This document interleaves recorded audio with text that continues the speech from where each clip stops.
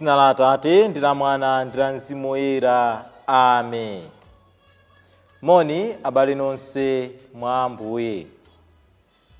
Ndikulandireni pano pa Tiyankhuleni Ambuye mu programu yathu yakugawa mawu a Mulungu. Lero ndi lachitatu pa 4 February mchaka cha 2026. Ndipo uno ndi mulungu wa 4 mu nyengo ya pachaka. Mawu oyamba akuchokera mu buku lachiwiri la Samuel, 2 Samuel mutu 24 ndime ya 2 kupitiliza ndi ndime ya 9 mpaka 17. Amene akutiwerengera mawu oyamba ndi Hilda Peace Chiwaya kuchokera ku Bakita Girls Primary School, St. Louis Montfort, Balaka Parish, mu Diocese ya Mangochi. Mawu amthenga woyera akuchokera mu uthenga wa Marko woyera mutu 6 ndime ya 1 mpaka 6. Amene akutiwerengera mawu amthenga woyera komanso kutigawira mawu ndi Reverend Father Damian Abraham achipani cha Montfort Missionaries SMM kuchokera ku St. Louis Montfort, Balaka Parish, mu Diocese ya Mangochi. Mawu oyamba. Mawu a m'buku lachiwiri la Samueli. Pa nthawi yomweyo mfumu Davide adawuza Yowabu ndi atsogoleri a nkhondo amene anali naye pamodzi kuti, pitani pakati pa mafuko onse a Israeli, kuyambira ku Dani mpaka ku Beeriseba. Mukawerenge anthu kuti ndidziwe chiwerengero chawo. Tsono Yowabu anapereka chiwerengero cha anthu onse kwa mfumu. Ku dziko la Israeli kunali anthu 800,000 otha kumenya nkhondo, ndipo ku Yuda kunali 500,000 pamodzi. Pambuyo pake Davide anadzisunsa mu mtima mwake atatha kaundulayo, ndipo anapemphera kwa chauta kuti, ndachimwa kwambiri pochita zimenezi. Koma tsopano inu chauta, ndikukupemphani kuti mundikhululukire tchimo langa, ine mtumiki wanu, popeza kuti ndachita zopusa kwambiri. Tsono Davide atadzuka mmawa, chauta analankhula ndi Gabi, mneneri wa Davide, namuwuza kuti, pita ukamuwuze Davide kuti, ine chauta ndikunena kuti, ndikuyika pamaso pako zinthu zitatu zoti ndikuchite. Tsono usankhepo chimodzi, ndipo ndidzakuchita. Choncho Gabi anadza kwa Davide namuwuza kuti, musankhe. Kodi pabwere zaka zitatu za njala m'dziko mwanu, kapena inu mukhale munthawa adani anu pa miyezi itatu? Kapena pakhale mliri wa masiku atatu m'dziko mwanu? Ganizani bwino, ndipo mutsimikize chilichonse choti muyankhe, kuti ine ndikawuze amene ananditumayo. Apo Davide anawuza Gabi kuti, iyayi, ine mmepa ndavutika kwambiri mu mtima, makamaka tigwe m'manja mwa chauta, popeza kuti chifundo chake n'chachikulu. Koma chonde tisagwe m'manja mwa anthu ayi. Choncho chauta anagwetsa mliri pa Israeli, kuyambira mmawa mpaka pa nthawi imene anafuna mwini wake. Mwakuti kuchokera ku Dani mpaka ku Beeriseba adafa anthu okwanira 70,000 pamodzi. Ndipo pamene mngelo adatambalitsa dzanja lake loloza mzinda wa Yerusalemu kuti awuwononge, chauta anasintha maganizo a chilangocho. Nawuza mngelo wake amene ankawononga uja kuti, iyayi, basi tsopano kwakwanira. bweza dzanja lakulo. Nthawi imeneyo nkuti mngelo wachautayo atayima pamalo opunthira tirigu Arauna m'nyumbusi. Davide anaona mngelo uja, ndipo anayankhula ndi chauta nati, ndachimwa ine, ndipo ndachita choyipa. Koma nkhosa izi kodi zachita chiyani? Zimangondisatira chabe. Tsono dzanja lanu likanthe ine ndi banja la abambo anga. Mawu a Ambuye. Ambuye akhale nanu.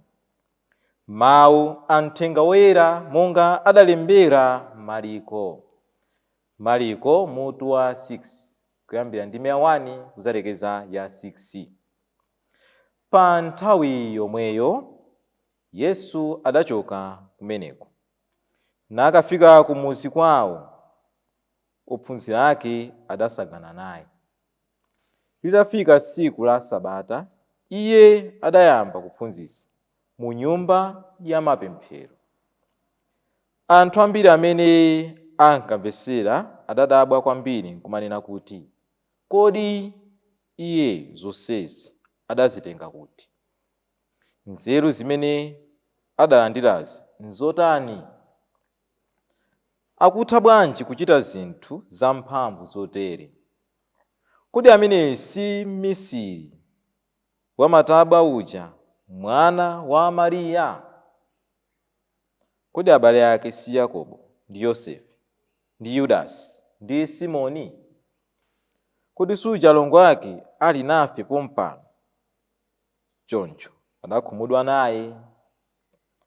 Koma Yesu adawawuza kuti mneneri amalemekezeka kwina kulikonse kupatula kumuzi kwawo, pakati pa achibale ake ndiponso kubanja kwawo. Motero sadathe kuchita zinthu zamphamvu kumeneko. Adangosanjika manja pa odwala owerengeka nkuwachiritsa. Ndipo adadabwa poona kuti anthu akumeneko sadamukhulupirire. Pambuyo pake Yesu adapita ku mizi yozungulira namakaphunzitsa anthu. Mthenga wa Ambuye. Ulemu kwa inu Ambuye Yesu Khristu. Abale mwa Ambuye, mawu aleronso akupitiriza kutilimbikitsa monga tidalimbikitsidwa dzulo lija. Pali maphunzitso angapo amene tikapeza mawu athu a tsiku la lero. Phunziro loyamba likuchokera mawu athu oyamba, mawu a m'buku lachiwiri la Samueli. Tikumva za nkhani ya ufumu wa Davide. Chimene tikuona mawu anchakuti, phunziro limene tikulipeza nchakuti, zisankho kapena ziganizo zimene timapanga pa moyo wathu, ngati zili zolakwika, sizimangokhuza ife tokha zotsatira zake, zimakhuzanso anthu ena amene ali osalakwa. Chinthu chinanso tizindikire kuti pamene zinthu zikutiyendera bwino pa moyo wathu, tizindikire kuti zimene zimachitika osati chifukwa cha nzeru zathu zokha, mphamvu zathu, koma amakhala kuti Mulungu ali nafe, zikuchitika chifukwa cha mphamvu ya Mulungu. Mulungu ali kumbali yathu. Mawu amene tawamva lero tikumva za ufumu wa Davide. Davide zinthu zikumuyendera bwino. Akuzimva kuti wafikapo, ndipo akupanga ziganizo zina zimene sadayena kuzipanga, monga tamvera mawu oyambachi. Tikumva kuti pa nthawi yomweyo mfumu Davide adawuza Yowabu ndi atsogoleri a ankhondo amene anali naye pamodzi kuti, pitani pakati pa mafuko onse a Israeli, kuyambira ku Dani mpaka ku Beersheba, mukawerenga anthu kuti ndiziwe chiwerengero chawo. Tsono Yowabu adapereka chiwerengero cha anthu onse kwa mfumu. Ku dziko la Israeli kunali anthu 800,000 otha kumenya nkhondo, ndipo ku Yuda kunali anthu 500,000 pamodzi. Koma kuti atanena zimenezi, Davide uja chikumbumtima chinamubwerera. Adadziwa kuti walakwisa. Adazisusa mu mtima mwake atatha kaundulayo. Ndipo kuti adapemphera kwa chauta kuti ndachimwa kwambiri pochita zimenezi. Ndipakupempha Mulungu kuti mundikhululukire tchimo langa ine mtumiki wanu, popeza kuti ndachita zopusa kwambiri. Tiphunzirepo kanthu pamenepa, kuti tikakhala ndi mphamvu zinthu zikutikomera. Chiganizo chimene adapanga Davide sikuti chinali chokomera anthu ayi, zinali zokomera iye yekha. Chifukwa amaganiza kuti tsopano amene ali ndi mphamvu zonse ndi iye. Pakati pathunso tikamaona kuti zinthu zikutiyendera bwino, tili ndi mphamvu, tili ndi anthu amene tikuwasogolera, tisaganize kuti zinthu zikuyenda bwino chifukwa cha mphamvu zathu zokha. Sitingayendese zinthu kapena kusogolera anthu kumusiya Mulungu kumbali, kwa mphatso ya usogoleri imene adatipasa ndi Mulungu. Tiyeni tikamakhala tisamazimve kapena kumazipopa, kumazikweza chifukwa choti tili ndi udindo, tili ndi mphamvu ayi. Tiziwe kuti china chilichonse udindo umene tili nawo ndi udindo umene anatipasa Mulungu. Ndipo zinthu zikamayenda bwino pakati pathu zimayenda chifukwa cha mphamvu ya Mulungu yomweyo. Tikayamba kumusiya Mulungu kumbali, usogoleri umenewo umatha ndipo sumayenda bwino. Zinthu sizimalongosoka mu usogoleri. Chinthu china chimene tikuphunziranso apa, tikuona Davide akuzizimuka mu mtima mwake, chikumbumtima chikumubwerera. Ndachimwa, ndalakwisa, ndachita zopusa. Kuti ndi angati mwa ife amene timakhala ndi chikumbumtima chimenechi, kuti tachita zoyipa, tachita zopusa, ndikuzindikira kuti zachita ine zolakwika, koma ambiri timakanika kuvomereza kuti tachita zoyipa. Tiyeni tikamakhala pakati pa anzathu, kaya tachitira ena zoyipa kapena tachita zoyipa, tizivomereza kuti ndachita zoyipa ndi kupempha chikhululukiro pamaso pa Mulungu monga amene akuchitira Davide. Koma tikuonabe zosatira za chiganizo choyipa chimene Davide adapanga, chimene chikupangisa kuti tamva kuti chauta adagwetsa mliri pa Aisraeli kuyambira mmawa mpaka nthawi imene adafuna mwini wake, mwakuti kuchokera ku Dani mpaka ku Beersheba adafa anthu okwanira 70,000 pamodzi. Anthu osalakwa akumwalira chifukwa cha chiganizo chosakhala bwino chimene Davide adachita. Tizindike kuti ziganizo zimene timapanga pamoyo wathu zimakhuzanso anthu ena amene sizinakuakhuza anthu osalakwa. Tiyeni tipewe kupanga ziganizo zolakwika, samakhale ndi mtima wozikonda pamene tikusogolera anthu ena. Mu uthenga wathu wabwino wa lero tamva kuti pamene tikutumikira Mulungu tiyembekerenso kukumana ndi zovuta. Sonse amene angalandire uthenga wathu, anthu azatipepusa, azatinyoza, azatitukwana mu njira zambiri, ngakhalenso anthu amene timakhala nawo pafupi. Izi ndi zimene zikumuchitikira Ambuye Yesu. Atafika ku dera la kwawo, kutheka kuti amayembekezera kuti anthu azikondwera naye, kuti wathu mwana wathu uyu. Koma chodabwitsa anthu akwawo omwe akumupepusa. Akuona kubanja limene akuchokera, banja losika kwambiri, ntchito imene bamba wake amagwira, akumukumba anthu amenewo. Inunso ndine, sonse amene angakondwere nafe pamene tikuchita zabwino.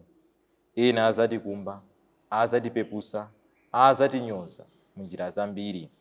Koma Ambuye Yesu akulimba mtima, ngakhale anthu akunena zimene sakutekeseka, sakugwedezeka, akupitabe patsogolo ndi ntchito ya Mulungu. Tikuona phunziro linanso limene tikulipeza mawu athu a siku la lerowa, makamaka mu uthenga wathu wabwino wa lero. Anthu akusemphana ndi madalitso a Mulungu chifukwa chomupepusa Ambuye Yesu. Chifukwa akumuziwa, akusemphana ndi madalitso. Pachichewa ena amanena kuti chizolowezi cha nankholowa chinazulitsa mbatata.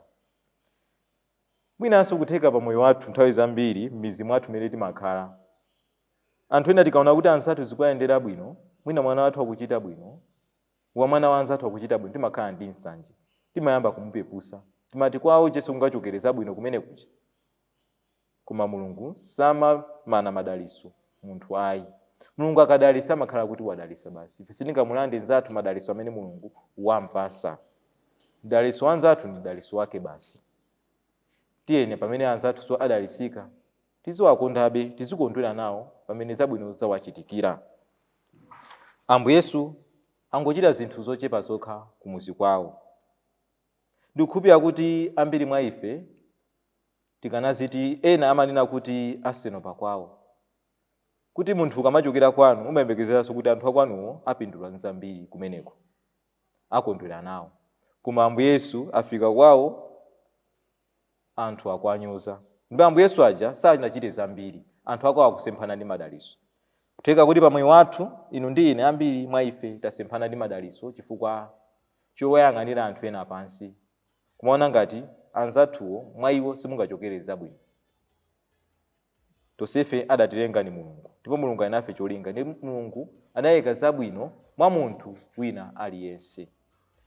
Ndiye tiyeni tikamakhala tisiye mtima womanyoza ena kapena kuwapeputsa, mapeto ake tizasemphana ndi madaliso a Mulungu.